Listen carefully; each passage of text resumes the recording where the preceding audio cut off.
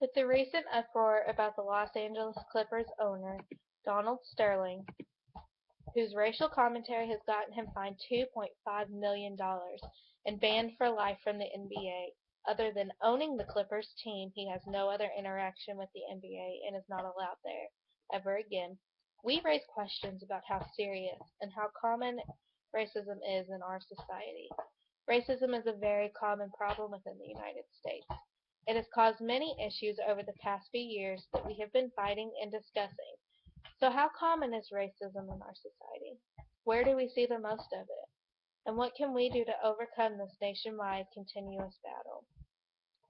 Donald Sterling has started a conversation of an issue that is constantly causing problems within the United States.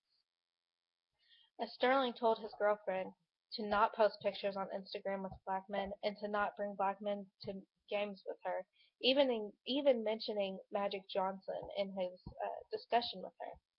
This type of commentary is not appreciated nor tolerated by the NBA, nor the fans, especially in a sport that is so diverse, multicultural, and multi-ethnic.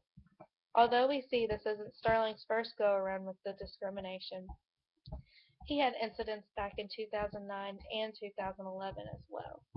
We do, however, need to keep in mind the measures the United States has taken in the past 60 years to integrate all different types of cultures around the world into the United States. So, this is the first big thing we've heard about racism in the news for a while. So how common is racism in our society really? Clearly, in the past 60 years, we have come a long way against racism. Racism is a bigger deal than it is made out to be in the news headlines. We obviously have our big cases that we hear more often about racism, Trayvon Martin, Donald Sterling, and more famous cases. But we don't hear about the kid at school who is constantly bullied because he is African American, or the family that is treated like they still should sit in the back of the bus because of the color of their skin, or all the other discrimination outbreaks that we have in the United States that just aren't seen on the news. Although, in 60 years we have come a very long way, we still have a ways to go. Our society can be so harsh, but we need to fight to overcome the racism and go farther than men and women 60 years ago would have ever thought. So where do you see the most racism in our society? Is it certain states?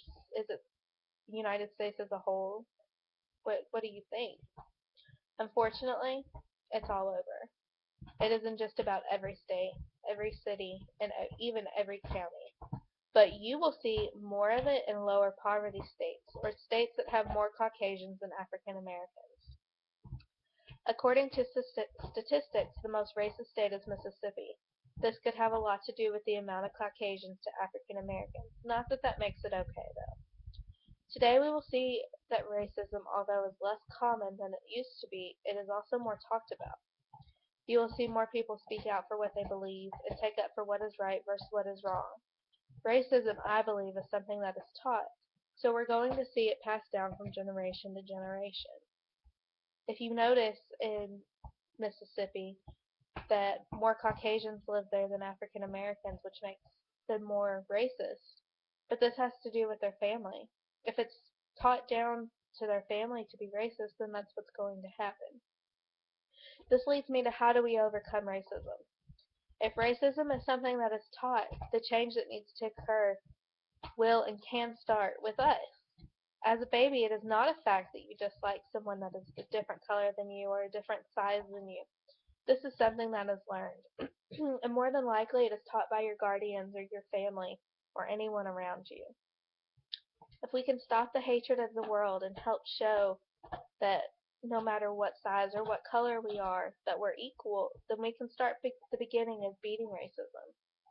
Racism is not something that is going to end overnight.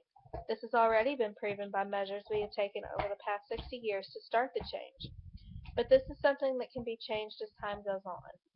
But only with our generation's understanding that racism is not getting us anywhere in society, other than a $2.5 million fine and being banned from the NBA.